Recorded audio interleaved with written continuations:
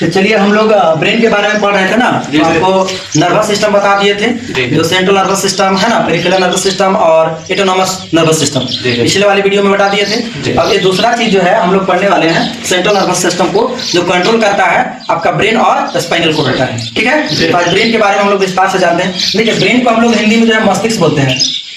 क्या बोलते हैं? मस्तिष्क बोलते हैं ना। हाँ, ब्रेन का अध्ययन जो होता है, जो इसका लोग अध्ययन करता है, इसके बारे में जानकारी करता है, इसको हम लोग बोलते हैं न्यूरोलॉजी। क्या बोलते हैं? न्यूरोलॉजी बोलते हैं। ठीक है, क्या बोलते हैं? न्यूरोलॉजी। तो to study of brain is known as neurology. क्या होता है? न्यूरोलॉजी। ठीक है ना।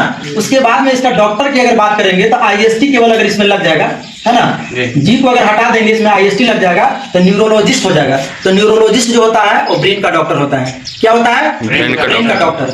अब ब्रेन की अगर बात करते हैं लोकेशन की बात, कि भाई ब्रेन जो है कहाँ पे जो है इसका स्थान होता है, इसका लोकेशन होता है बिलोक्रेनियम। कहाँ होता है जी? बिलोक्रेनियम। बिलोक्रेनियम कहने का मतलब है कि कपाल अस्थि जो होता है उसी के नीचे में जो है ब्रेन पाया जाता है। ये 8 हड्डियों का जो है क्या होता है, समूह होता है, जो काफी मजबूत होता है। फिर अगर ब्रेन के अगर आप नीचे में जब जाएंगे तो एक झिल्ली पाया जाता है, मेम्ब्रेन पाया जाता है। उस झिल्ली का नाम होता है मेनिनजिस। मेनिनजिस, हाँ, मेनिनजिस नाम का एक झिल्ली होता है, जो यह जो है 3 लेयर से बने होते हैं। कितने लेयर? 3 लेयर से बने होते हैं। इसका नाम होता है पायामीटर, पीस हम नोट कर दे रहे हैं ना, अर्कनॉइड मीटर और जो है डिम्रामीटर। तो जो डिम्रामीटर होता है वो होता है बाहर वाला, और पायामीटर जो होता है वो अंदर वाला होता है। ठीक है। ब्रेन की अगर वेट की बात की जाए कि इसकी वेट कितनी होती है, तो वेट की यानी भार की बात करें तो इसकी भार लगभग में 1300 ग्राम से लेकर के जो है 1400 ग्राम तक होता है। ये पूरे अप्रोक्स लेकर के चला जाता है। अब बच्चे की बात करें तो 300 ग्राम से लेकर के। क्लियर है? किसी कोई डाउट नहीं है? चलिए आगे हम लोग बढ़ते हैं। अब देखेंगे जो ब्रेन होता है जिसे हम मस्तिष्क बोलते हैं, इसके 3 पार्ट होते हैं। कितने part? 3 part. Fore brain, mid brain, hind brain. ठीक है। फोर ब्रेन को हम अग्र मस्तिष्क बोलते हैं, मिड ब्रेन को जो है मध्य मस्तिष्क बोलते हैं, और हाइंड ब्रेन को क्या बोलते हैं? पश्चिम मस्तिष्क। तो फोर ब्रेन जो होती है ये जो है गंध के लिए, गंध का ज्ञान कराती है, इसे जो हम अग्र मस्तिष्क बोलते हैं। क्या बोलते हैं? अग्र मस्तिष्क बोलते हैं। इसको क्या बोलते हैं? मध्य मस्तिष्क। इसको क्या बोलते हैं? पश्चिम मस्तिष्क। क्या बोलते हैं? पश्चिम मस्तिष्क। पश्चिम मस्तिष्क। क्लियर है? अग्र मस्तिष्क जो है, जो फोर ब्रेन होता है, इसे एक और नाम से जाना जाता है जिसे हम प्रोजेनसेप्लोन बोलते हैं। क्या बोलते हैं? प्रोजेनसेप्लोन। और दूसरा जो होता है मिड ब्रेन, जिसे हम मेसोनसेप्लोन बोलते हैं, मध्य मस्तिष्क। और तीसरा जो होता है हिंड ब्रेन होता है, जिसे हम बोलते हैं प्रोमेसोन। क्या क्लियर है? तो फोर ब्रेन, मिड ब्रेन और मध्य मस्तिष्क। देखिए फोर ब्रेन जो होता है अग्र मस्तिष्क यानी आगे वाला फ्रंट वाला भाग होता है। मिड जो ब्रेन होता है जिसे हम मेसोनसेप्लोन बोलते हैं, ये अंदर जब आप खोदेंगे तब अंदर पता चलेगा। अब पश्चिम मस्तिष्क जो होता है जिसे हम हिंड ब्रेन बोलते हैं, इसे रमोनसेप्लोन बोला जाता है। आई होप क्लियर है? अब ध्यान देंगे तो जो इसके जो है यानी कि 3 टाइप होते हैं। पहला जो है सेरिबरम, इसमें आ जाता है बरम। कहा जाता है इसमें बरम, इसमें आ जाता है बरम, इसमें आ जाता है बेलम। कहा जाता है बेलम। तो प्रोजेनसेप्लोन जो होता है पहला होता है सेरिबरम, जिसे हम हिंदी में प्रमस्तिष्क बोलते हैं। क्या बोलते हैं? प्रमस्तिष्क। प्रमस्तिष्क का मतलब आगे होता है। ये जो सेरिबरम जो होता है, प्रमस्तिष्क जिसको हम बोलते हैं, ये जो है स्टूडेंट को या किसी व्यक्ति को होना बहुत जरूरी है। ये आपके जो स्मरण शक्ति होती है, जो याददाश्त होती है, इसी से जो होता है। अगर किसी का याददाश्त पावर नहीं है, स्मरण शक्ति नहीं है, तो बताइए कोई चौकट है कि नहीं? आज खाएगा और कल जो है भुला जाएगा, आज पढ़ेगा फिर कल भुला जाएगा। तो स्मरण शक्ति स्टूडेंट को या किसी व्यक्ति को अच्छा होना चाहिए। ठीक है, याददाश्त के लिए, मेमोरी के लिए, है ना। और यह जो है आपको नई नई चीज सीखते हैं, क्यूरियोसिटी, जिज्ञासा, है ना, सोचना, समझना, तर्क शक्ति, है ना, या किसी चीज पर चिंतन करना, किसी बारे में सोल्व करना, कोई भी चीज को, तो ये आपका जिम्मेदार होता है कौन? सेरिबरम। दूसरी बात करते हैं थैलेमस।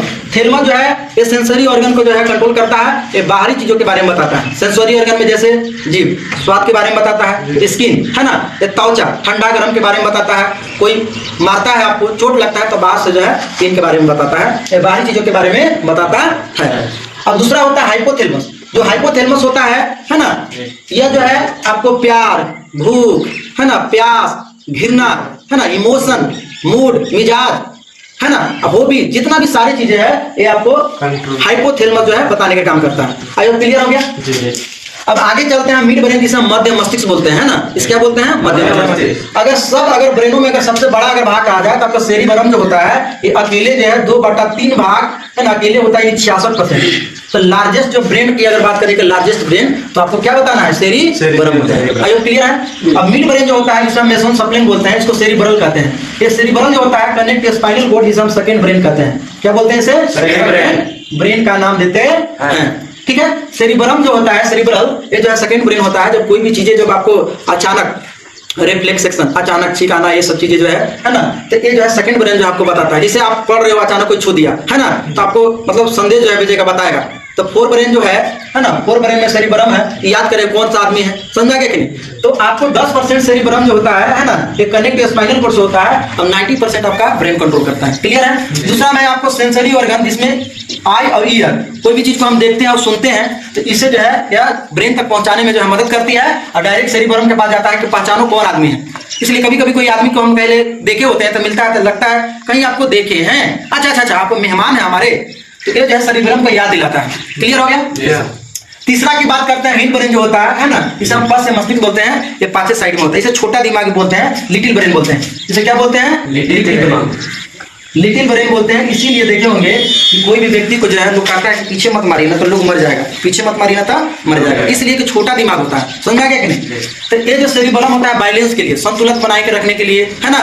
जैसे आप चल रहे हैं, फिर रहे हैं, है ना, डांस कर रहे हैं, तो सारा चीज को कौन कंट्रोल करता है? सेरिब्रम। बैलेंस बनाने को काम करता है। आप सर्कस वगैरह में देखेंगे कि लड़की जो है रस्सी पर चल जा रही है ना, तो वो सब क्या होता है? सेरिब्रम लोग का अच्छा होता है। अब हम लोग को चलने के लिए कहेगा तो चल पाएंगे, क्योंकि कहेगा कि तुम तो कभी अभ्यास नहीं किया है, सेरिब्रम तुम्हारा वैसा है ही नहीं है। या छोटा बच्चा देखेंगे कि जब चलता है तो गिरता है फिर उठता है, क्यों? क्योंकि उसका जो सेरिबेलम जो है, यानी कि अनुमस्तिष्क, अनु का मतलब होता है पीछे, वो जो आपका ठीक ठाक नहीं है, इसलिए बैलेंस नहीं बना पाता है। अब बड़ा हो जाता है तो बैलेंस बनाता है। क्लियर है। उसके बाद में आप देखेंगे कि फोन्स जो होता है ना, फोन्स वेनली, तो ये फोन्स जो होता है, ये जो है, ये भी जो अनिच्छिक क्रिया के जो है काम करता है, श्वसन और पाचन को नियंत्रित करता है। श्वसन और पाचन को क्या करता है? नियंत्रित करता है। अब ये जो है माइंड तक जो है संदेश भेजने का भी काम करता है। अब तीसरा जो होता है मिडला ऑब्लोंगाटा होता है। तीसरा क्या होता है? मिडला ऑब्लोंगाटा, जो नॉन वॉलेंटरी रिएक्शन, यानी अनैच्छिक क्रियाएं होती है। अनैच्छिक क्रियाएं का मतलब होता है कि आपकी इच्छा में नहीं होता है, आपके कंट्रोल में नहीं होता है। अब देखिए इसके दो भाग होते हैं। एक होता है वाइटल रिएक्शन, जिसे हम जैविक क्रियाएं करते हैं। अगर ये चीज को अगर आपके अंदर अगर कंट्रोल कर लिए तो आपकी मृत्यु हो जाएगी, जैसे रेस्पिरेशन, श्वसन। अब नाक के जो है कंट्रोल कर लीजिएगा, है ना, तो आदमी की मृत्यु हो सकती है।